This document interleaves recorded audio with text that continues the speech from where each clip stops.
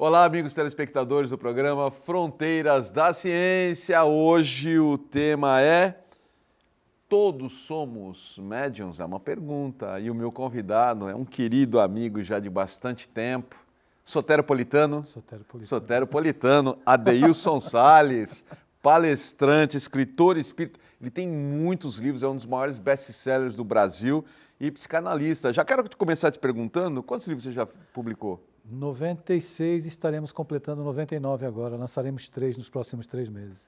Será que até o final do ano você chega em 100, então? Eu acredito que sim, mas não publicados, no prelo, né? Tá. No prelo. No 100º, eu quero que você esteja aqui. Estarei, sim. Vou te avisar. É um número importante. Bom, esse bloco é oferecimento do terapeuta ortomolecular Alberto Santini Filho, que convida você, amigo telespectador, a conhecer a terapia ortomolecular com reposições de oligoelementos via derme. Tratamento pela derme, sim, que traz enormes benefícios na saúde física, emocional e até mesmo espiritual. Ele que tem estudo na França, na China, na Bélgica e também no Brasil. Tem a clínica em São Paulo, também tem a clínica em Santos. E para quem for da Baixada Santista, é na rua Júlio Conceição, 209. Telefone para agendamento aqui de Santos é o 13-3232-1909. Você pode saber muito mais acessando o site santiniortomolecular.com.br e falando que viu no Fronteiras, ele fará o mesmo preço de antes da pandemia e pode pagar em até 10 vezes no cartão. Moleza, facilidade mesmo que o Alberto Santini dá para quem é aqui do Fronteiras da Ciência. Muito obrigado mais uma vez, Adeilson, pela sua presença aqui. Sempre é muito gostoso conversar contigo. Você fala assim com muita propriedade. É uma aula, na verdade, não bate-papo, é uma aula quando você está aqui. Obrigado, viu? Eu que agradeço, Jadir, saudando já os amigos que nos acompanham pela TV Santa Cecília em toda a Baixada, aqueles que vão nos assistir também pelas redes sociais depois, pelo YouTube, pelo Instagram, e tudo mais, né? Pelo Instagram, aonde chegar as ondas do Fronteira, nós estaremos juntos. Beleza. Bom, eu pedi para você escolher um tema, você escolheu isso, né? Todos somos médiuns. Por que você escolheu esse tema? Bem, é um tema que fascina as pessoas. Tratar dessa possível conexão com a dimensão espiritual é algo que mexe muito com o imaginário. Todavia, nós precisamos falar desse assunto com seriedade, com assertividade, para que não prestemos um desserviço. Em primeiro lugar, a divulgação da doutrina espírita, que precisa que a gente trate com seriedade temas sérios. Em segundo lugar, porque no nosso entendimento, e aí eu falaria como psicanalista também, a mediunidade pode ser um dos fatores predisponentes aos desequilíbrios emocionais. Então fica muito difícil você traçar uma linha demarcatória até onde vai a mediunidade, a influência espiritual, e onde começam os problemas emocionais. Temos para nós, pelas experiências e pelo atendimento e tudo mais, e prática também nas instituições espíritas, que onde existe problema emocional, tem problema espiritual. E onde existe problema emocional, também tem problema espiritual. E vice-versa. E vice-versa. Onde tem espiritual. Isso, você falou os dois. Depois que eu me toquei. Onde tem espiritual, tem emocional. Onde tem emocional, tem espiritual.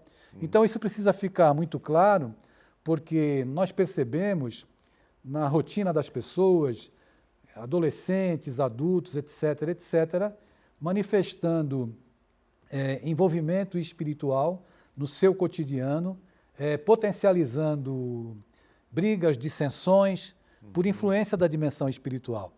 Então, é claro que a minha fala, ela é uma fala que procura se pautar no maior tratado parapsicológico que nós conhecemos, principalmente dentro do movimento espírita e do espiritismo, que é o Livro dos Médiuns. Eu até trouxe um exemplar aqui para mostrar, que no seu capítulo 14, já disse, se você me permite, claro, para ser fiel a Allan Kardec, porque foi ele que escreveu, diz assim no capítulo 14, todo aquele que sente num grau qualquer, está até decorado, né?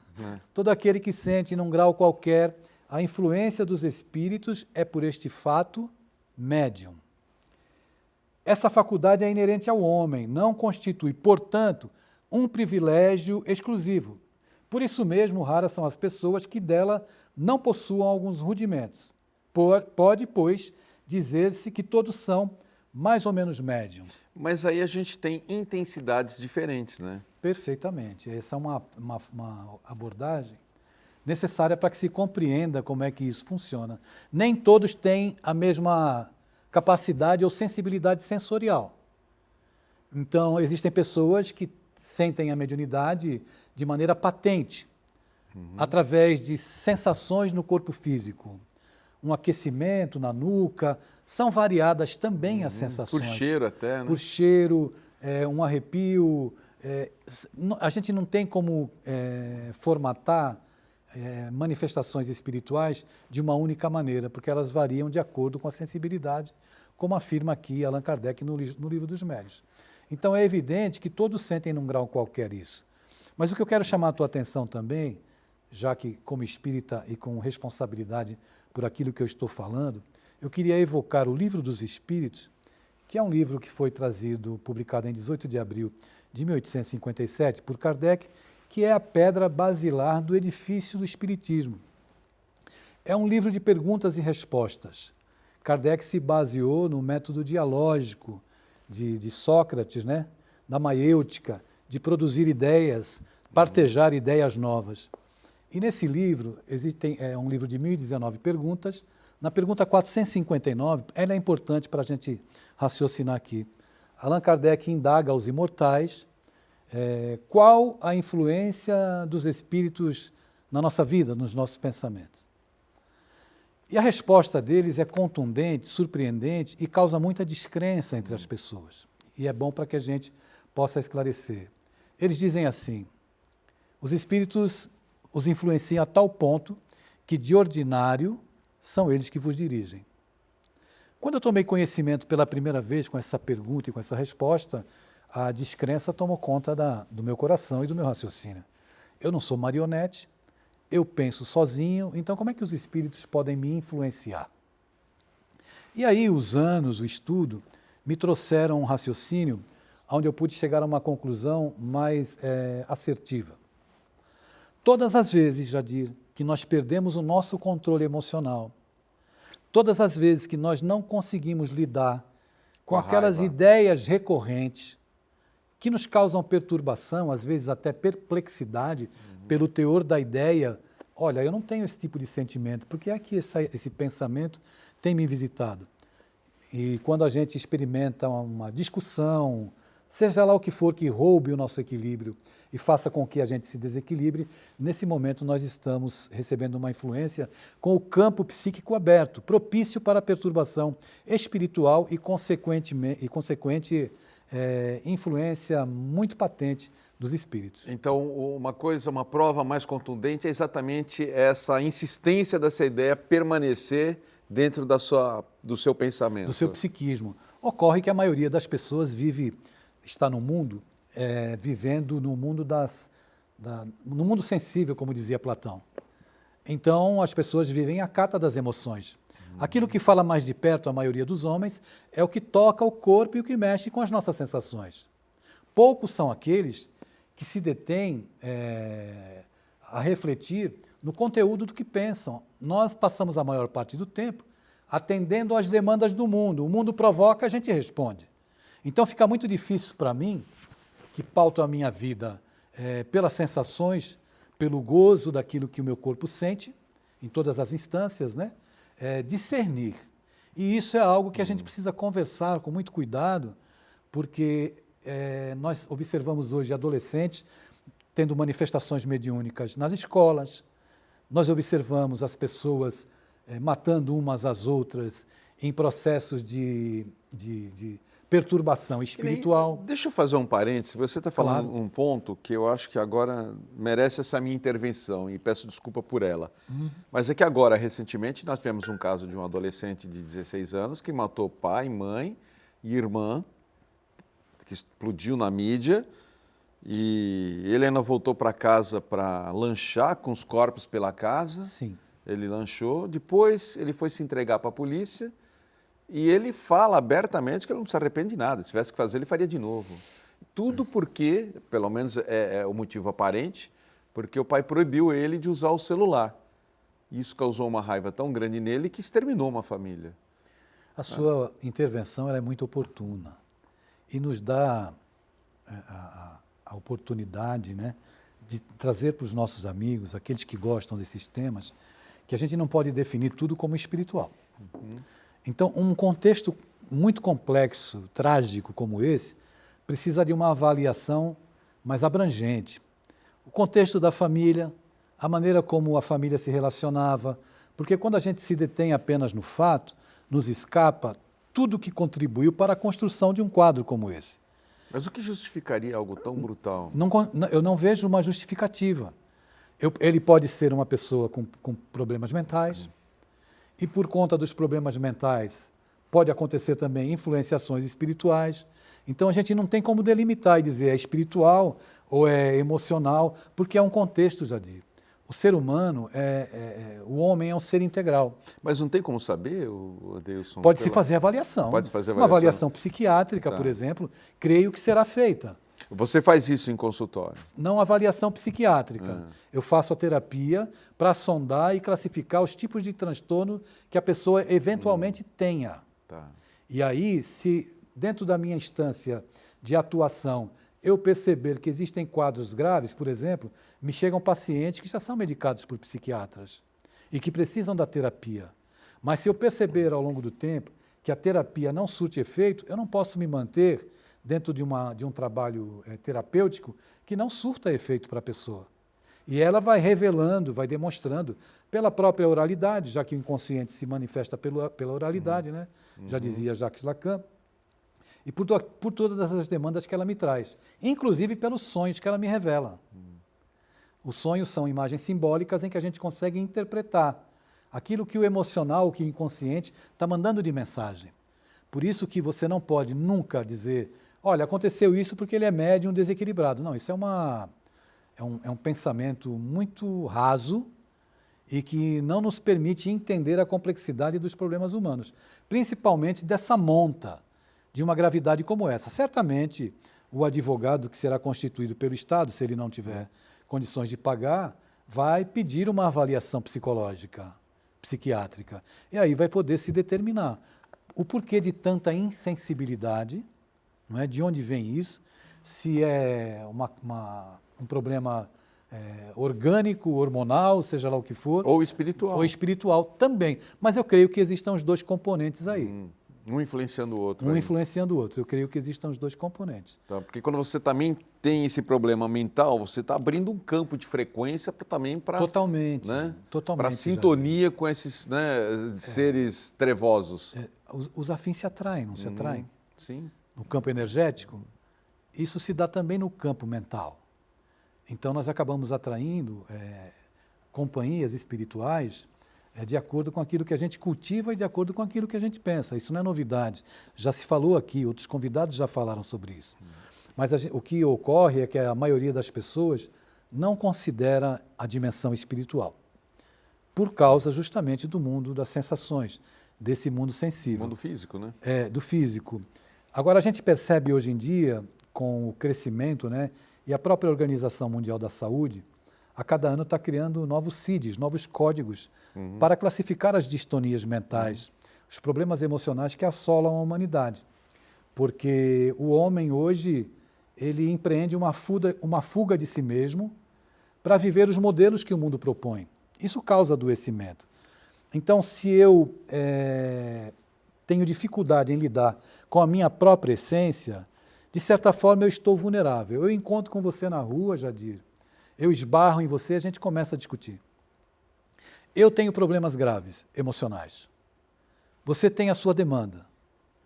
Se existe uma influência espiritual perniciosa, e ela existe, basta ela encontrar campo para se manifestar, no instante em que nós nos atritamos, que nós perdemos o controle, em 5 minutos, eu não sei se eu estou discutindo com o espírito obsessor, ou você comigo, e eu vou mais longe.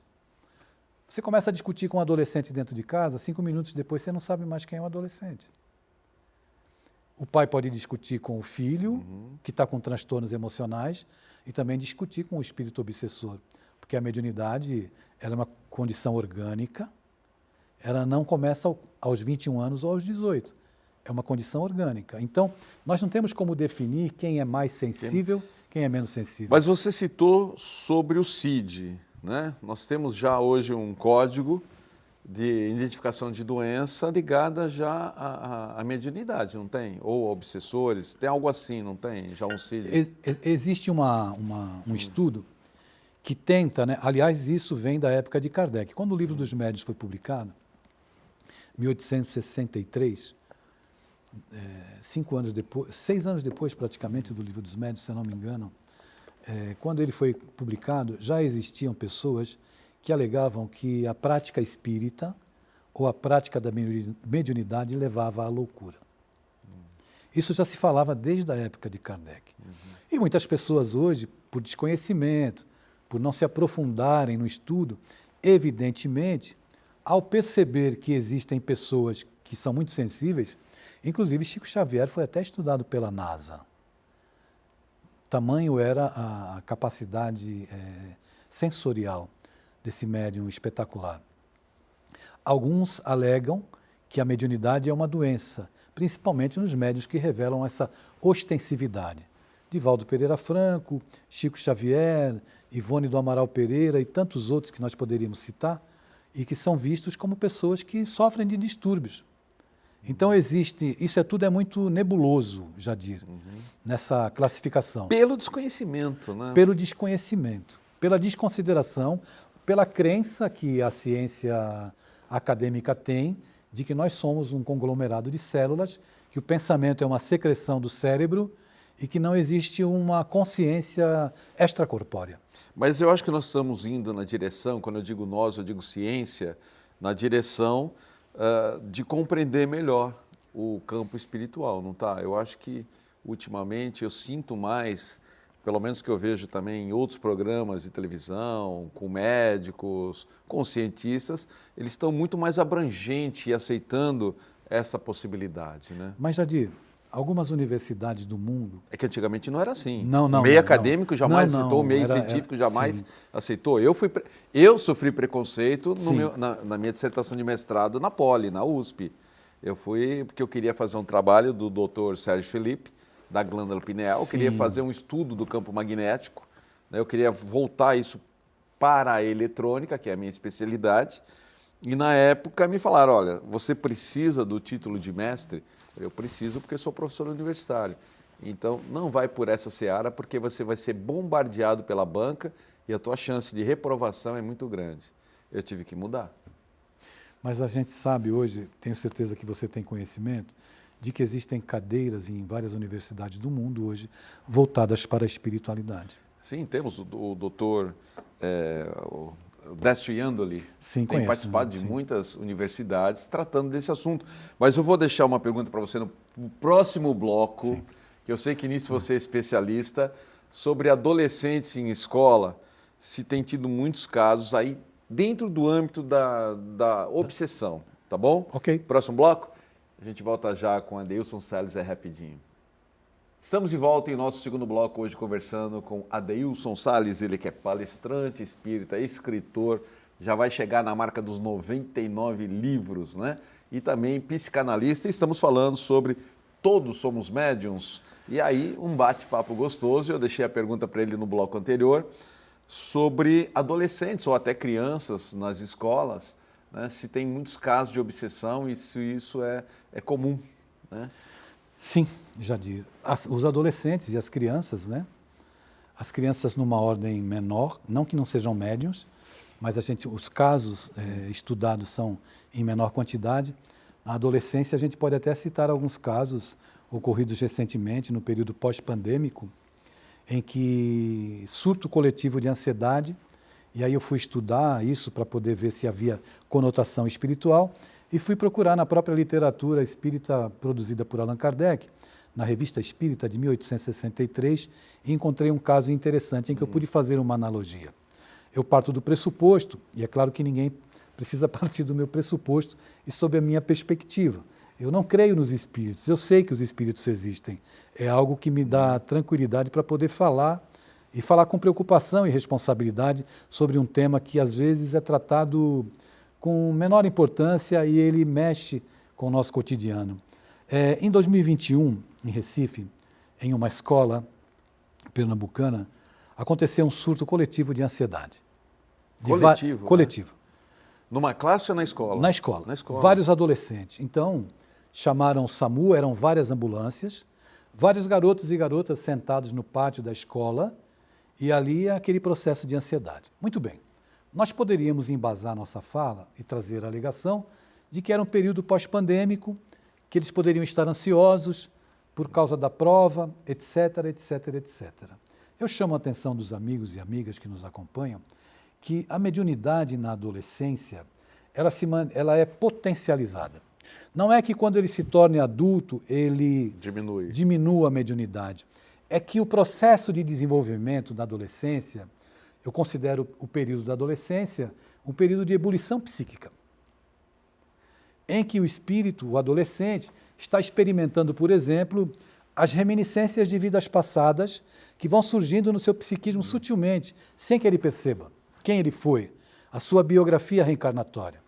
Junto com o contexto do desenvolvimento educacional em família, desde a infância, teve pais presentes, sua educação foi terceirizada, não teve pais presentes, é um órfão emocional, que é aquele que tem pais em casa, mas não tem os pais dentro da vida. Então, são muitos os aspectos a se considerar. E é evidente que, dentro dessa perspectiva, dessa ebulição psíquica, a influenciação espiritual, num mundo em que o sexo está banalizado, a sociedade está erotizada, a vida virou um shopping center de prazer. Veja como é difícil ser adolescente nos dias de hoje. Diante dessa realidade, as influências espirituais elas podem ser mais patentes. Somado a um problema emocional, esses problemas convergem na mesma direção e o adolescente acaba dando manifestações mediúnicas, e professoras de escolas, porque eu faço palestras em escolas, me narram casos de garotos e garotas que falam coisas que depois não lembram o que falaram. Então, é claro, busca-se sempre uma justificativa no campo emocional, no campo relacional do adolescente, mas a gente sabe, e partindo dessa perspectiva de que todos somos espíritos vivendo uma experiência humana com prazo de validade, os adolescentes não fogem também às influências espirituais.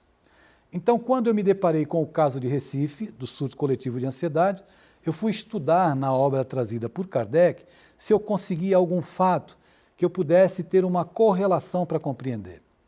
Então, eu descobri um caso, publicado na Revista Espírita, dos possessos de Morzine. Possessos é uma palavra inadequada, porque os espíritos não nos possuem, eles não tomam o nosso corpo.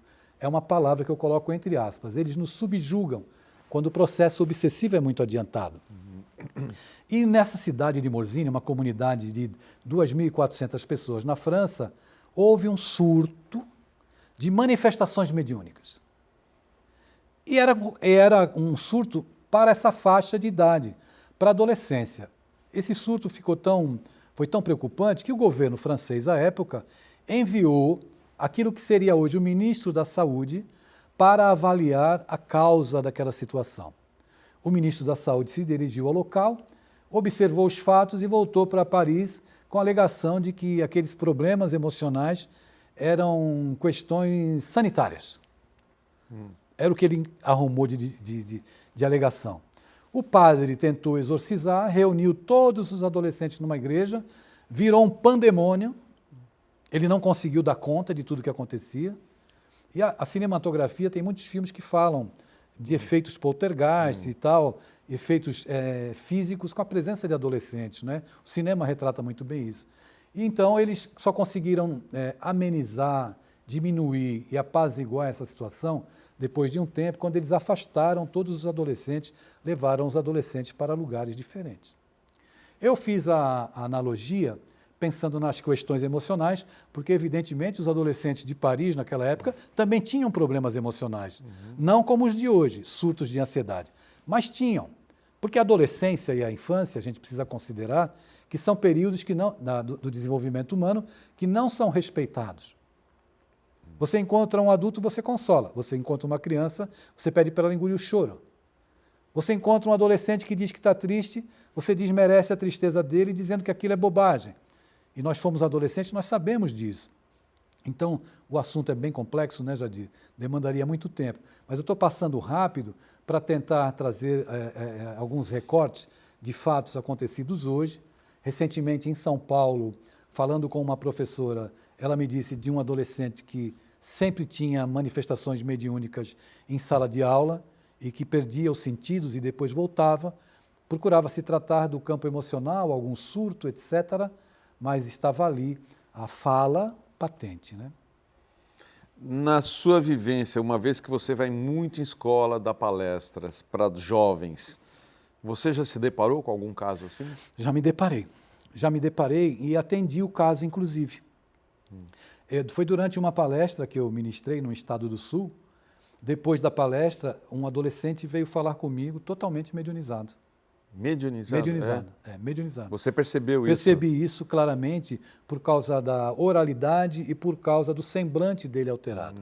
E depois que nós procuramos conversar, tentando ser ali um intermediário entre aquele que influenciava e o adolescente, toda a sua face se tornou mais amena, suave, o tom da sua voz, o gestual se modificou completamente. E o que ele chegou para você como? De que maneira? O que ele falava? Esse garoto, ele me dizia acerca do amor que tinha pelo menino, porque era um parente, que havia desencarnado recentemente e que não queria se afastar dele, porque queria protegê-lo. Ah, então você falou com o obsessor, Com o obsessor, com o espírito, porque ele veio mediunizado falar comigo. Entendi. Agora, o interessante é que, olha como as duas dimensões, elas estão entrelaçadas e a gente não percebe. Você sabe por que o obsessor... a gente não pode classificar como obsessor. Quando a gente usa a palavra obsessor, a gente se refere, possivelmente a maioria das pessoas tem essa visão, de que é um espírito mau querendo prejudicar. O obsessor de hoje pode ter sido a vítima de ontem, desse que está encarnado hoje. Você disse que seria uma vingança, algo assim? Se for um espírito obsessor que queira prejudicar. No caso desse garoto, o espírito era um parente. Era por amor. Por amor, porque estava incomodado, sabe com o quê? Com o bullying que esse menino sofria. Quando eu chamo a atenção de que as duas dimensões elas se entrelaçam, você não tem uma linha demarcatória, uma linha limítrofe em que você possa definir isso. Então, nós sofremos influências constantes do mundo espiritual. Entendi. Agora, deixa eu entrar num outro aspecto. Você falou que na adolescência a influência é muito grande, mas na primeira infância é quando muitas crianças têm lembranças de vivências passadas, Sim. né?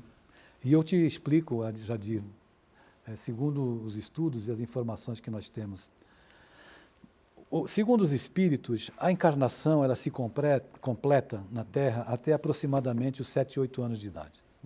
Não existe uma data X. Fez 7 anos, a encarnação está completa. Nesse período, a criança ela está mais sensível à dimensão espiritual. Por quê? Porque o processo reencarnatório está se completando. Quando é que começa o processo reencarnatório? No instante em que o espermatozoide fecunda a célula ovo. Naquele instante em que há a fecundação, a primeira molécula do corpo espiritual é conectada na célula. À medida que as células se reproduzem, as moléculas vão se conectando. O espírito passa pelo processo de miniaturização e de entrar numa faixa vibratória mais densa. Porque o corpo, sendo energia, ele é uma energia, mas é uma energia mais densa. Certo. Quando ele reencarna, molécula, célula, ele vai entrando num outro tipo de vibração, o corpo vai se desenvolvendo, ele vai passando pelo processo do esquecimento. Mas, segundo os espíritos, esse processo vai até aproximadamente 7, 8 anos de idade. Então, uma criança pode brincar com os amigos imaginários, os pais acharem aquilo interessante, esquisito, a criança pode, em alguns momentos, estar tendo percepções mediúnicas. Agora, o que tem de interessante é que algumas crianças podem manifestar uma perturbação espiritual, mas não todas. Não é regra geral. Por quê? Existem espíritos que são mais, digamos assim, na sua obra, naquilo que construíram durante as suas vidas, são espíritos recalcitrantes no mal. Esses espíritos podem experimentar, sim, perturbações espirituais mais ostensivas, espíritos que trazem dificuldades de vidas passadas, não apenas que tenham sido maus, eu me expressei mal, me expressei equivocadamente, espíritos que têm um débito com o sagrado com a vida. Esses podem experimentar a ponto de viverem pesadelos, perseguições, mas isso não é regra geral para as crianças. A maioria das crianças passa por um processo e sofre uma proteção espiritual. Não que o outro não tenha proteção espiritual, mas para o histórico de quem volta, dentro daquelas circunstâncias e dentro daquela biografia, ele passa por alguns processos que vai precisar de assistência. E se entra numa família de distúrbios emocionais, de pouco respeito entre os membros da família, de pancadaria verbal constante, o clima da desarmonia vai contribuir para que aquele espírito se ressinta, acabe se ressentindo mais de amparo espiritual e de ajuda. Todos têm, mas cada um também traz a sua história. Ocorre que, na maioria das vezes, a criança ela tem uma proteção, e quando chega ali da puberdade para frente, que é as transformações orgânicas, ela começa a assumir as suas características, as reminiscências de vidas passadas, eclosão dos hormônios, a própria mediunidade, é um canal para a influência espiritual e vai por aí afora. E tem muita família assim, né? Que a família toda parece que é um processo kármico do qual eles têm que estar aqui de novo para tentar se entender, mas a coisa não evolui, né? É a logística divina que nos uniu a essas pessoas com as quais nós estamos, ela levou muito tempo para nos unir. E nós devemos aproveitar, seja nos quadros de dificuldade para aprendermos, ou seja nos quadros de harmonia, para agradecer a Deus e da nossa família fazermos o melhor para outras famílias, onde quer que estejamos, né? Deilson, vamos falar dos seus livros agora. Você escreveu muitos livros voltados para os adolescentes, você fez até, foi a sua netinha? A minha netinha, o primeiro livro infantil foi para ela, para Isabela. Isabela, né? Eu lembro Belinha disso. e Lagarta Bernadette. Belinha, eu lembro disso. E você fez muitos livros espiritualistas, não espíritas, né? Acho que foi espiritualista. Dentro do contexto espírita, mas que pudesse chegar numa linguagem para todos os públicos, em geral. Tanto é que alguns livros meus foram adotados em escolas, porque trabalhavam também muito valores éticos morais, né? Não, os seus livros são fantásticos. Eu tenho grande parte dos seus livros que você mesmo me deu também, autografou, a minha filha aproveitou quando criança, né?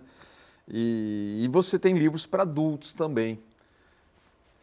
Para adulto que está nos vendo, que livro que você acha que recomendaria seu livro para a pessoa ler? Inimigo Íntimo. Inimigo Íntimo. É um livro que você pode encontrar na Amazon em formato e-book ou impresso. É um livro muito vendido, né, muito bem aceito e que foi uma obra que me trouxe muita felicidade, porque é a minha fala como psicanalista e também a minha fala como espírita. Legal, né? Uma mistura. É uma mistura. Inimigo Íntimo. Inimigo Íntimo. São os monstrinhos que a gente alimenta diariamente. Legal. Que damos rações. Ficou a dica. Na Amazon, então, certo? Na Amazon. Legal. Eu vou fazer a agenda do programa agora, mas eu quero também já deixar uma pergunta como gancho, né? Que são os tipos de mediunidade que existem, né? Porque, como você afirmou, todos nós, de alguma maneira, temos uma mediunidade. Né? Mediunidade, de alguma maneira. Mas existem alguns muito mais latentes e alguns, como, por exemplo, eu acho a clarividência uma coisa fantástica, né? Fantástica.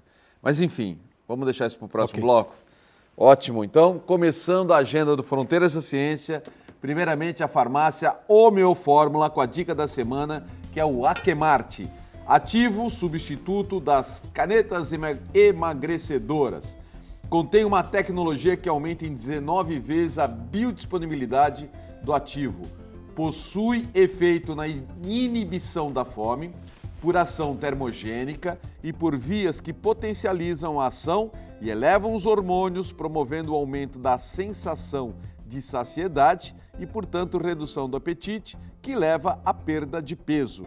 Características: sem efeito rebote, 4 vezes mais saciedade, 100% natural, vegano e gluten-free. Para saber mais, procure uma das farmacêuticas da Homeofórmula. Homeofórmula fica na rua Bahia, 194, no Gonzaga. E tem também o Empório na rua Tolentino Filgueiras, 149. Segundo o comunicado do Espaço Teravitas, muitos de seus problemas podem estar relacionados com a sua existência anterior, sejam medos, fobias, escassez material ou afetiva, dificuldades familiares e de relacionamentos. A terapia de vidas passadas, através da apometria clínica, propõe uma transformação sem dor, acessando as vidas passadas através de um sensitivo, efetivando eliminar as dificuldades. No Teravitas você tem essa e outras opções de tratamentos de maneira tradicional ou em terapias espiritualizadas. Para saber mais, tem o site teravitas.com.br ou o próprio WhatsApp, que é o 13 99 141 7572. Vou repetir, 99 141 7572. E a gente encerra a agenda com a Seichonoye do Brasil Regional Santos, que tem um convite especial.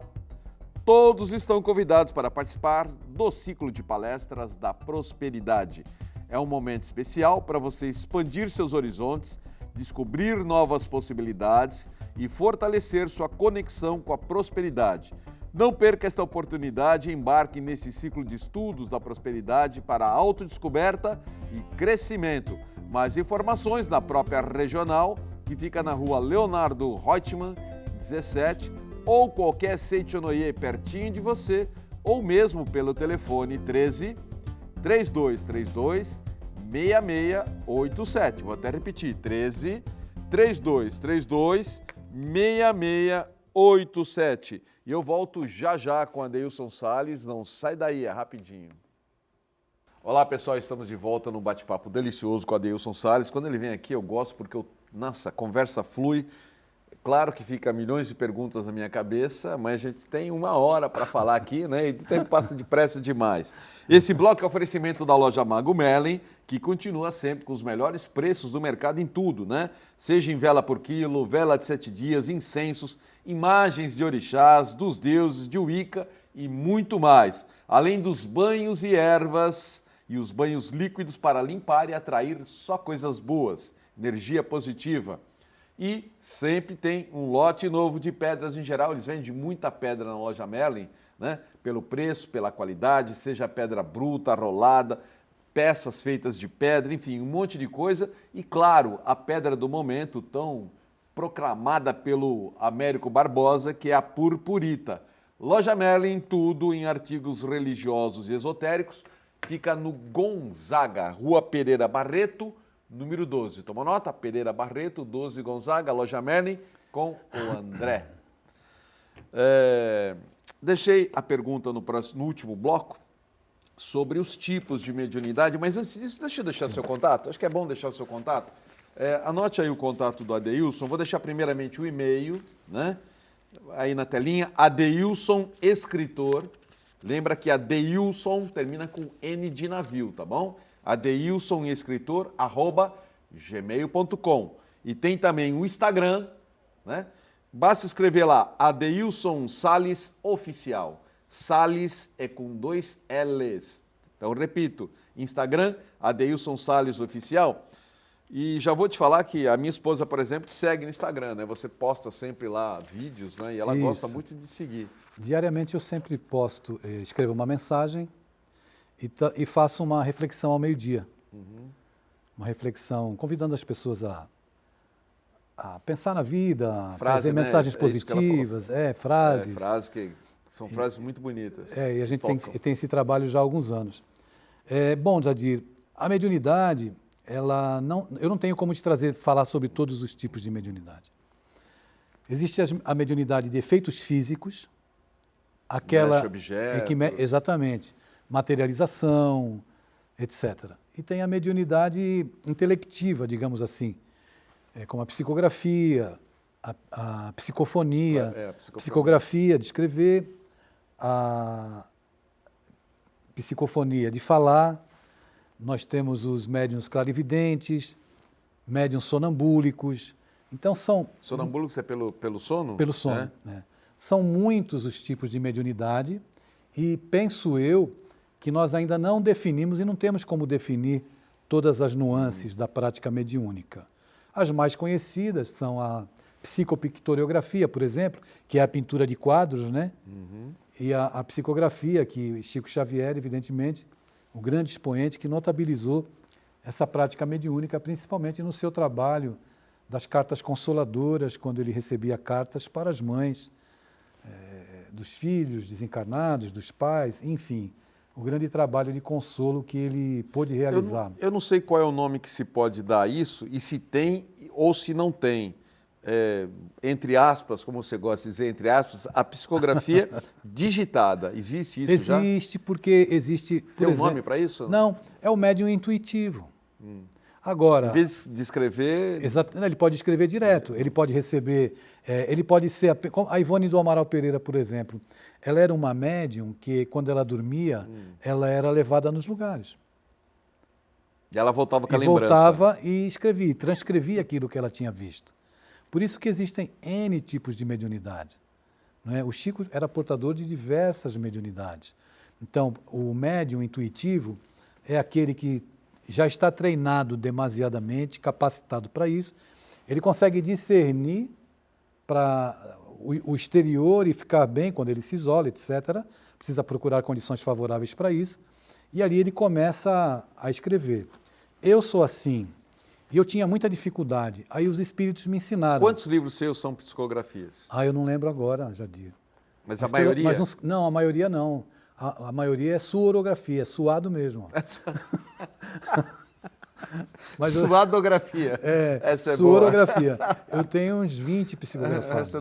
Essa eu não tinha ouvido ainda. Suadografia é bom. Suorografia. Você para pensar e escreve. Não, e pesquisa, estudo, pesquisa, tal, e tem isso, claro. Fazer adaptação de obras, como eu fiz para crianças, né? Entendi. O Nosso Lar eu fiz adaptação para crianças. Escrevi a história clássica que Chico psicografou para as crianças. Paulo Estevam, que é um romance maravilhoso, eu fiz a contação de histórias para adolescentes. Então, isso demandou meu estudo sobre o livro e a minha dedicação. Mas se você quiser, eu te conto como é que eles me ensinaram. Claro. A discernir. Você deita para dormir de madrugada e, de repente, você está lá na tua cama e você escuta a gota da água que pinga lá na cozinha. Você escuta a gota, depois você escuta a segunda gota, a terceira gota, e você consegue se isolar, parece que você fica surdo para tudo e só ouve a gota, e parece que aquele volume aumenta no teu psiquismo. Assim eu aprendi, eles me ensinaram. Mas isso é um processo de concentração? Um processo de concentração. Então vem a primeira frase. Eu já recebi mensagens na frente de 500 pessoas, 600 pessoas. Nunca tive problema para isso. São anos de treinamento, né? Então vem a primeira frase. Quando vem a primeira frase, eu escrevo. Aí vem a segunda. É como se o gotejamento aumentasse e eu vou escrevendo. Eu não estou preocupado se a primeira frase está conectada com a 10ª frase. Eu simplesmente escrevo. E depois, ao final do processo, a gente avalia para ver a coerência daquilo que está sendo passado. Então, existem pessoas que estão gabaritadas, capacitadas e, acima de tudo, treinadas. Não é uma mediunidade mecânica. A mediunidade de psicografia mecânica, o espírito aciona no cérebro da pessoa a região responsável pelo movimento do braço. Essa é a mediunidade mecânica. Entende? Mas o espírito do médium, o médium encarnado, ele está ali. Pela mente dele também passa aquilo que está indo para as mãos. Então, agora, quando de madrugada eu ouvir meu chuveiro pingando, eu não vou mais apertar o registro. Vou deixar ele pingar. Você pode usar isso como um método de concentração, até para você dormir. Um artifício para você poder entrar nesse processo. Exatamente. Porque esse pode ser um processo seu, o meu pode ser diferente. Pode ser diferente, mas você se desconecta das gritarias mentais. Essa é a grande dificuldade. E as gritarias mentais gritam alto. As inquietações mentais é que fazem com que a maioria das pessoas, que são médiuns, na verdade, sejam muito improdutivos na prática mediúnica.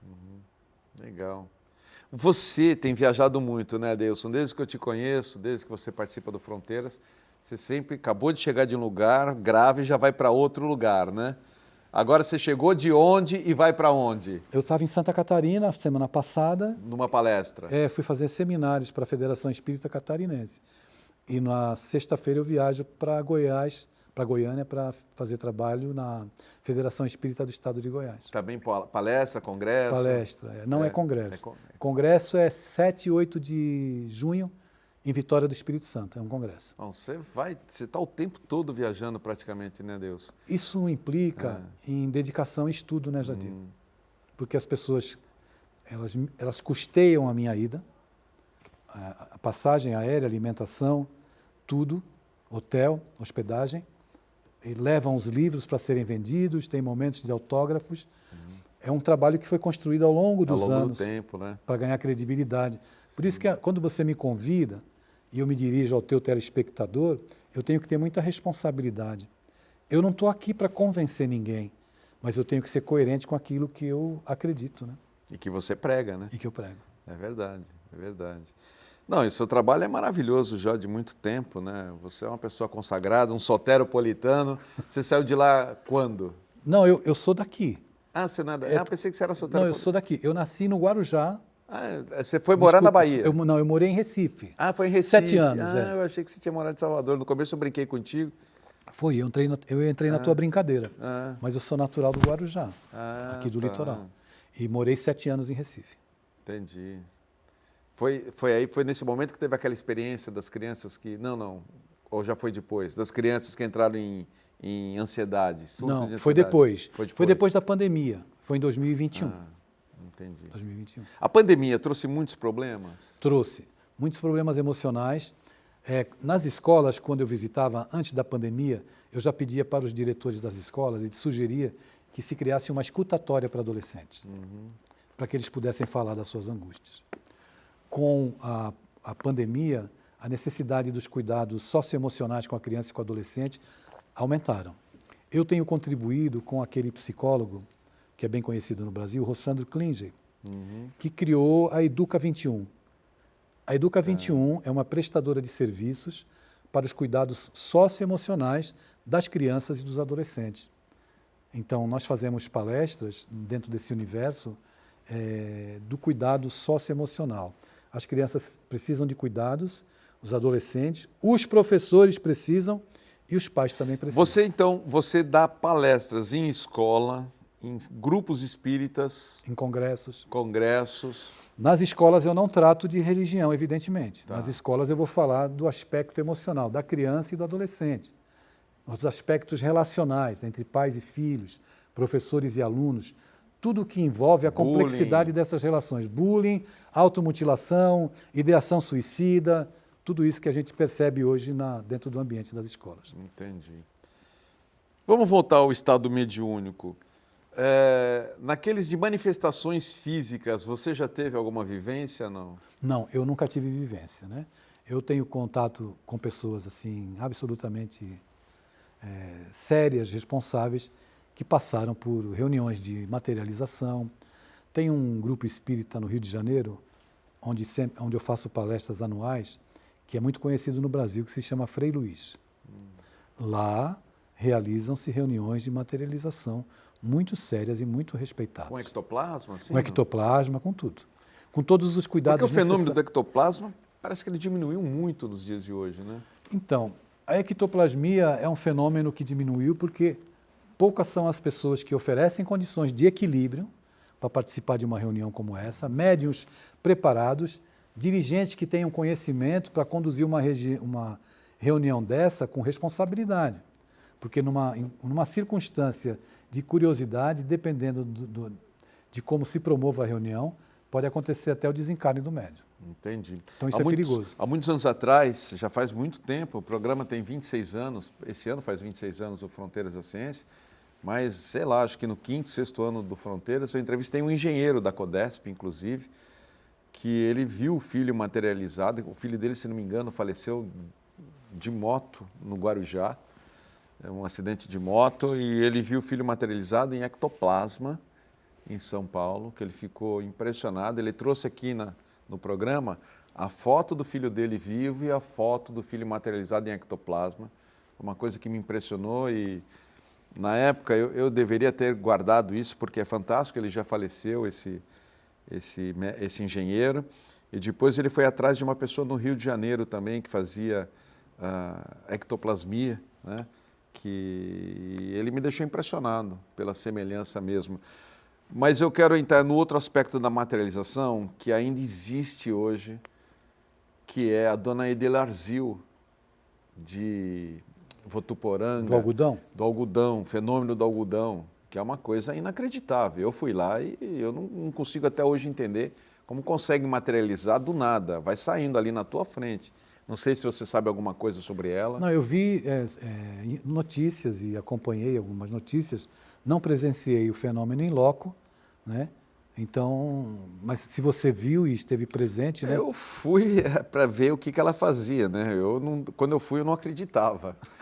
E eu fui com a permissão de entrar naquele tanque que ela trabalha e tal. Sim, sim. E não tem. É uma peneira na tua frente, algodão, e os objetos vão saindo, objetos muito maior do que o algodão. A peneira é completamente fechada, porque o algodão vai saindo junto. Quando diminui o algodão, você vê que é só a peneira, não tem de onde sair aquilo, não existe de onde sair aquilo. Você fica impressionado com aquilo. Então agora eu vou te perguntar, o que você achou, Jadir? Olha, eu fui acordado até lá, porque é longe, é divisa de São Paulo com Mato Grosso, e voltei sem dormir no ônibus, porque fiquei pensando o tempo todo sobre aquilo. Eu te entendo. Agora tem trazendo dentro desse universo da mediunidade, para que a gente não deixe escapar algo que tem acontecido hoje, que é muito importante também, é a transcomunicação. Instrumental, Sônia Rinaldi. Sônia Rinaldi. E nós temos o nosso companheiro, que é escritor também. Esqueci da transcomunicação, isso é legal. É algo interessante. O Luiz Hu. É o peruano. O peruano, é. Peruano, ele esteve aqui ano passado. Eu lembro. Eu lembro quando ele esteve aqui. Ele esteve comigo. E ele tem feito experiências muito interessantes. Eu fui à casa dele, no Rio de Janeiro, passei um final de semana de palestras lá e fiquei hospedado na casa dele. E vi experiências maravilhosas que ele vem fazendo. Então, a dimensão espiritual, ela vai sinalizando para nós a importância de nós termos vida antes da morte.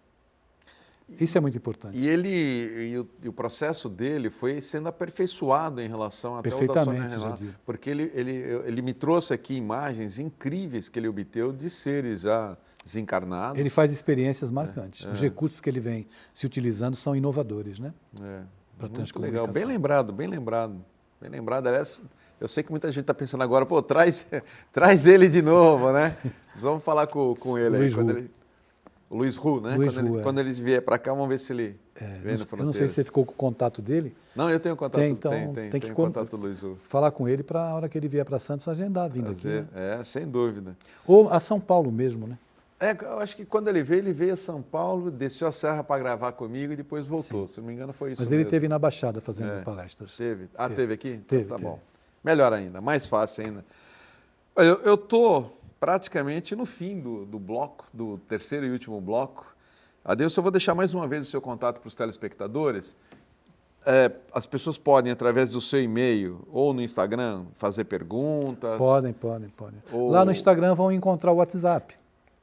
Lá eu esqueci de te passar, né? Você me pediu o contato, eu esqueci de te passar o WhatsApp. Eu pensei que você não quisesse, foi uma falha minha. Bom, mas no Instagram tem? Tem, no Instagram tem o WhatsApp. Então vamos lá. Olha, o e-mail, deixa eu pegar o óculos aqui, é Adeilson Escritor, tudo junto, né? Lembrando que Adeilson é com N de navio no final, tá? adeilsonescritor@gmail.com. No Instagram, como ele disse, você também vai obter o WhatsApp dele, que é Adeilson Sales Oficial, tá bom? Tudo junto, né? Instagram emenda tudo, né? O Instagram emenda tudo. Então você vai escrever Adeilson Sales, com 2 L's, Sales é com 2 L's, Oficial, tudo junto. E aí você pode acompanhar, né, o Adeilson, suas mensagens diárias. Publicação de livros, palestras. Pode te chamar para palestra também? Pode chamar, pode chamar. Eu sei que a sua agenda é... Não, aqui é mais fácil durante a semana, né? Aqui na Baixada. Perfeito. Do que o final de semana. Perfeito. Deixa eu só dar o tema da semana que vem. Eu não vou conseguir falar o nome do convidado, tá bom? O tema é meditação e Kriya Yoga, né? Meditação e Kriya Yoga, até para a gente ter essa paz interior que é tão necessária, né? Sim. Que você citou aqui. Então, meditação e Kriya Yoga é um assunto que eu gosto muito em particular. Virar um monge, Swami, eu vou falar o nome dele errado, aqui ele vai me corrigir, tá bom? Swami Ishwarananda Giri, tá bom? É difícil falar, difícil. Né? É muito difícil falar. Mas está feito aí o meu anúncio. Adeilson, obrigado mais uma vez pelo carinho. Eu adoro entrevistar você, adoro bater papo com você, porque eu aprendo muito. Obrigado pelo carinho. Eu que agradeço a oportunidade. Eu que agradeço. Eu quero que você aqui, batendo ponto sempre no Fronteiras da Ciência, tá bom? É uma honra para mim. É uma honra para mim também. E você de casa, muito obrigado pelo carinho de sempre, pela audiência, paz no coração e, claro, né, aquela paz, saúde e prosperidade.